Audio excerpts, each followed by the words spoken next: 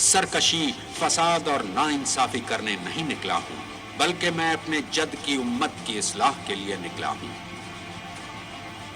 مولا حسین کے پاس تو کوئی لشکر ہی نہیں، مولا حسین کے ہمراہ ہو جانا یعنی موت کے گھر میں قدم رکھنا۔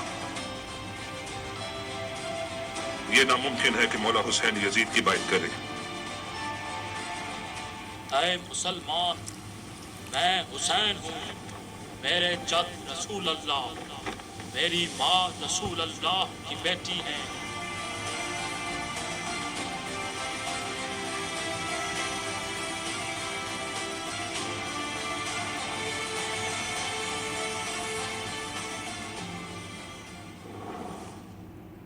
امام عالی مقام حسین ابن علی اور آپ کے اصحاب 2 محرم سن 61 ہجری کو کربلا کی سرزمین پر پہنچے۔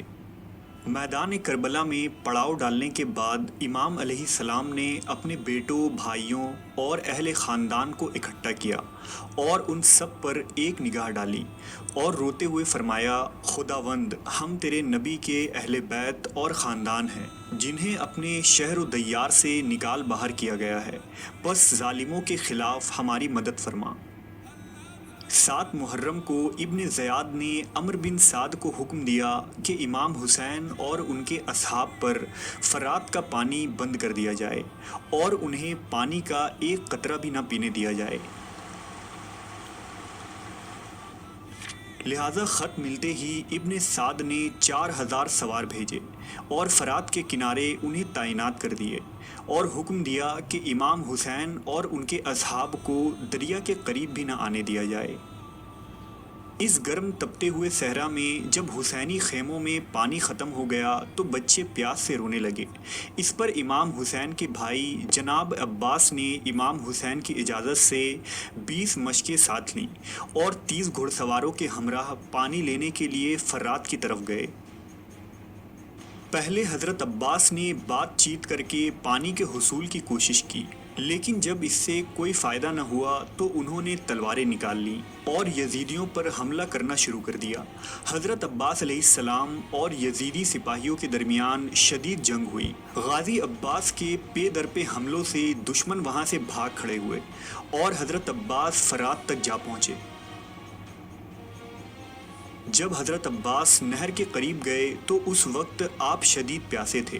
حضرت عباس نے ہاتھوں کے چلو کو پانی سے بھرا اور پینے کے لیے منہ کے قریب کیا، لیکن آپ کو یہ گوارا نہ ہوا کہ وہاں خیمے میں آپ کی معصوم بھتیجی سکینہ اور خواتین اہل بیت پیاس سے تڑپ رہی ہیں، جبکہ یہاں آپ پانی سے سیراب ہوں۔ لہٰذا حضرت عباس نے پانی زمین پر گرا دیا اور مشکوں میں پانی بھر کر فرات سے باہر آئے۔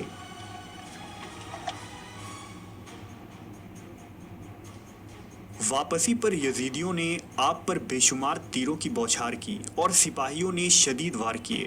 سپاہیوں نے نیزوں اور تیروں کی بارش سے حضرت عباس کے دونوں ہاتھ کاٹ دیے اور پھر سر پر گرز مار کر آپ علیہ السلام کو شہید کر دیا۔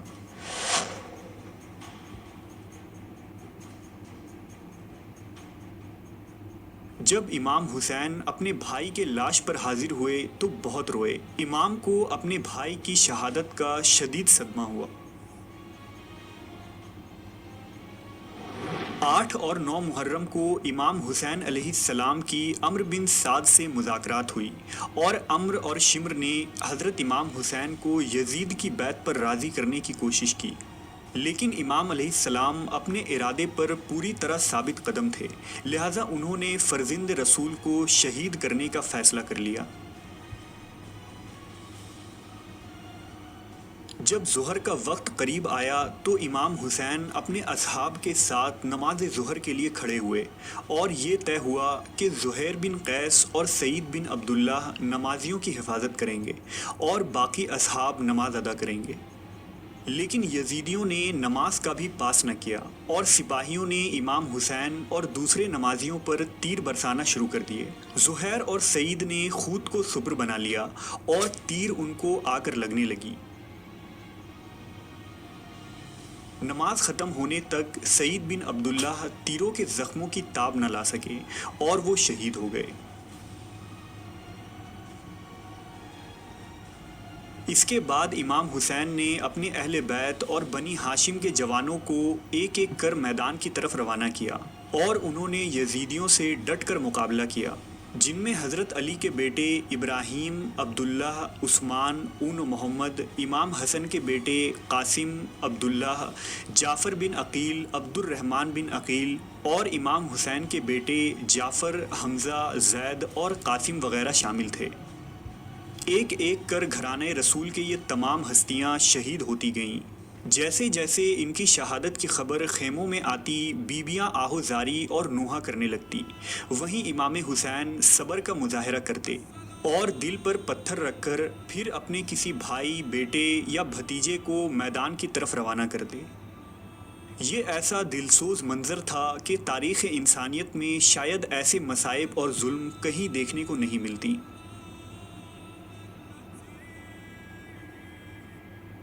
میدان کربلا میں شہید ہونے والے لوگوں میں سب سے زیادہ ناقابل برداشت مصائب حضرت علی اصغر کی شہادت ہے۔ حضرت علی اصغر امام حسین علیہ السلام کے 6 مہینے کے معصوم بیٹے تھے۔ علی اصغر کا بھوک و پیاس سے برا حال تھا۔ خیموں میں نہ تو پانی تھا اور نہ ہی ان کی والدہ ام رباب کے سینے میں دودھ تھا جو ان کو پلایا جا سکے۔ جب امام حسین نے علی اصغر کی رونے کی آواز سنی تو تڑپ اٹھے، انہیں گود میں لیا اور دشمن کی طرف چل پڑے۔ امام نے علی اصغر کو اپنے ہاتھوں میں لے کر بلند کیا اور دشمنوں سے فرمایا کہ اے لوگو، اگر تم مجھ پر رحم نہیں کرتے تو اس معصوم پر رحم کرو جو پیاس سے تڑپ رہا ہے۔ لہٰذا یزیدی فوج کا ایک تیر انداز جس کا نام ہرملہ تھا، اس نے ایک تیر کمان میں رکھا اور نشانہ لگا کر علی اصغر کی طرف تیر چلایا۔ لہٰذا تیر سیدھے بچے کے گردن میں پیوست ہو گیا اور وہ اسی وقت شہید ہو گیا۔ امام علیہ السلام نے تیر کو گلے سے باہر نکالا، اس حالت میں کہ بچہ خون میں ڈوبا ہوا تھا۔ امام نے فرمایا، خدا کی قسم، تیرا مقام خدا کے نزدیک حضرت صالح علیہ السلام کی اونٹنی سے بالاتر ہے۔ پھر امام نے بچے کی گردن سے نکلتے ہوئے خون کو اپنے چلو میں لیا اور اسے آسمان کی طرف پھینک کر فرمایا، اے پروردگار، اس ظالم قوم کے ظلم پر شاہد رہنا۔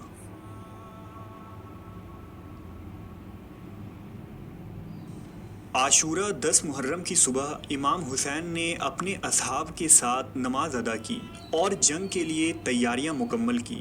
امامہ رسول سر پر باندھا، مصری قبا پہنی، ذوالفقار کو نیام میں لیا اور ذوالجناح کو تیار کیا۔ امام عالی مقام نے اپنے دائیں بائیں دیکھا تو کسی کو نہ پایا، لہٰذا آپ کے منہ سے بے ساختہ یہ الفاظ نکلے کہ اے مسلم، اے عباس، اے علی اکبر، میرے شیروں، آج حسین تنہا رہ گیا ہے۔ امام حسین رخصت کے وقت بیبیوں کے پاس تشریف لائے۔ خواتین نے امام علیہ السلام سے کہا کہ آپ ہمیں کس کے آسرے پر چھوڑ کر جا رہے ہیں؟ صبح سے جو میدان میں گیا وہ واپس نہیں آیا۔ امام حسین نے اللہ پر توکل کی نصیحت کی اور ذوالجناح کی طرف بڑھے تو آپ کی چھوٹی معصوم بچی سکینہ دوڑتی ہوئی آئی اور آپ سے لپٹ گئی۔ سکینہ نے یہ محسوس کر لیا کہ یہ بابا کے ساتھ آخری گھڑی ہے اور اب آپ پلٹ کر نہیں آنے والے ہیں۔ پھر امام حسین نے اپنی بڑی بہن زینب کبریٰ سے الوداع لی۔ بی بی زینب نے کربلا میں اپنے شوہر، بھائی اور بچوں کی شہادت دیکھی تھی، جس سے آپ کا دل چھلنی ہو چکا تھا، اور اب ان کا واحد سہارا ان کے بھائی حسین ابن علی تھے، لہٰذا حضرت زینب کے آنکھوں سے آنسو جاری تھے۔ امام نے فرمایا، اے زہرا کی بیٹی اور میری بہن، میرے بعد تم ان بچوں کی ذمہ داری اٹھانا۔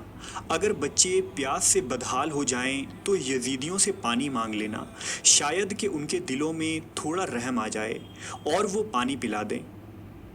زینب کا دل پھٹ پڑا اور چہرہ متغیر ہو گیا۔ زینب نے کہا، اے میرے بھائی، کیا میں اسی دن کے لیے زندہ تھی؟ اے کاش اس دن سے قبل مجھے موت آ گئی ہوتی اور زینب خاک میں مل گئی ہوتی۔ امام علیہ السلام نے اپنی بہن کو تسلی دی، کچھ وصیتیں کی اور ذوالجناح پر سوار ہو کر میدان کی طرف چل پڑے۔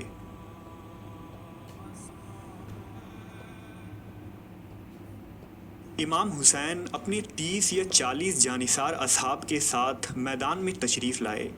آپ دشمن فوج کے سامنے بلند آواز سے مخاطب ہوئے اور انہیں دعوت حق دیتے ہوئے فرمایا، اے لوگو، میری بات سنو اور جنگ کے لیے جلدی نہ کرو، میرے حزب و نصب پر غور کرو اور ذرا سوچو کہ میں کون ہوں۔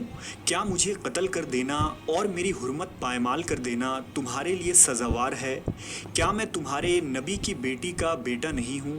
میرے بابا علی ابن ابی طالب وہ ہیں جو رسول اللہ کے چچا زاد بھائی اور سب سے پہلے ایمان لانے والے تھے۔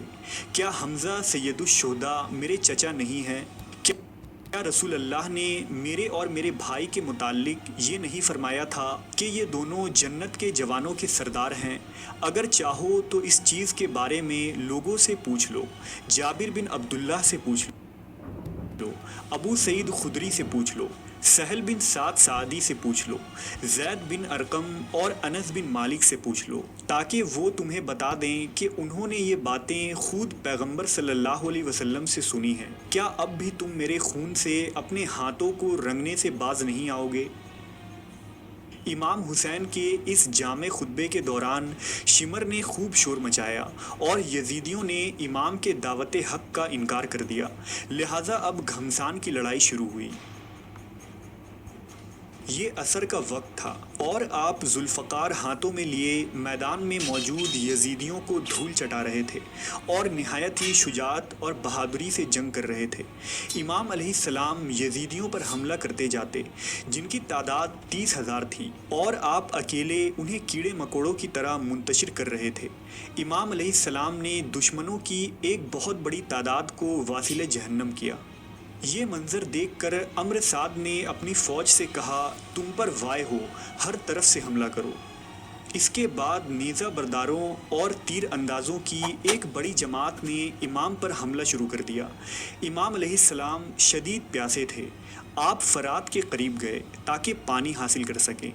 اسی وقت ابن نمیر نے ایک تیر مارا جو آپ کے دہن مبارک پر لگا اور تیر اندازوں نے تیروں کی بارش شروع کر دی۔ آپ کا پورا بدن زخموں سے چور ہو چکا تھا۔ آپ نے اپنے سر سے نکلتے ہوئے خون کو ہاتھ میں لیا اور چہرہ اور داڑھی مبارک پر ملتے ہوئے فرمایا، خدا کی قسم میں اسی طرح خون آلودہ رہوں گا یہاں تک کہ اپنے جد محمد صلی اللہ علیہ وسلم سے اسی حالت میں ملاقات کروں گا۔ ان زخموں اور ضربتوں کی تاب نہ لا کر آپ گھوڑے سے زمین پر گر پڑے۔ اس وقت دشمنوں نے آپ کو چاروں طرف سے گھیر لیا تھا۔ پھر شمر کے حکم سے سنان نے امام حسین کے سر مبارک کو کاٹ کر جسم اطہر سے جدا کر دیا اور اسے نیزہ پر بلند کیا گیا۔